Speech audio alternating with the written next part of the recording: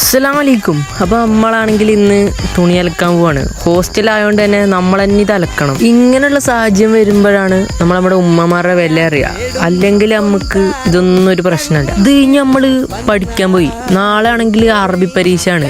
ഒരു കുന്തവും പഠിച്ചിട്ടില്ല. ഇവിടെ ഇരുന്നിട്ടാണെങ്കിൽ ഒന്നും തലയിലും കയറുന്നില്ല. നോമ്പായതുകൊണ്ട് തന്നെ നമുക്ക് ടൈം ആണല്ലോ. അപ്പോൾ നമുക്ക് കുറച്ചേരം ഇരുന്ന് കാണാൻ വിചാരിച്ചു. നോമ്പ് പിടിച്ചിരിക്കുമ്പോഴേ ഇത് കാണാൻ ഒരു പ്രത്യേക സുഖമാണ്.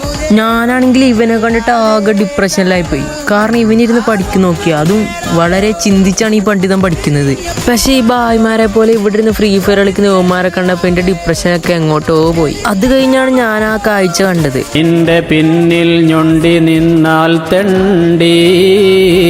അത് കഴിഞ്ഞ് നമ്മുടെ ലക്കി ഭാസ്കറിന് ഡ്രസ്സ് എടുക്കാൻ പോയി. ഏതാ ഇവന്റെ ലെവല്. വെറുതെ വന്ന പൂച്ചേനെ വെറുതെ വിടൂല. ഈ ഇരിക്കുന്ന ചങ്ങായി ആണെങ്കിൽ കൊരങ്ങനെ കടത്തി വെട്ടി അമ്മാതിരി തീറ്റ തിന്നുന്നേ. റമദാനായിട്ട് നമ്മുടെ താത്താമാർ വരെ ഈ സീരിയലിൽ നിർത്തി കാണും. എന്നാൽ ഈ ചങ്ങായിമാരോ വലിയ എന്ത് പുണ്യം കിട്ടുമെന്ന് പറഞ്ഞ് കാണുകയാണ്. അപ്പോൾ വലൈക്കും അസ്സലാം.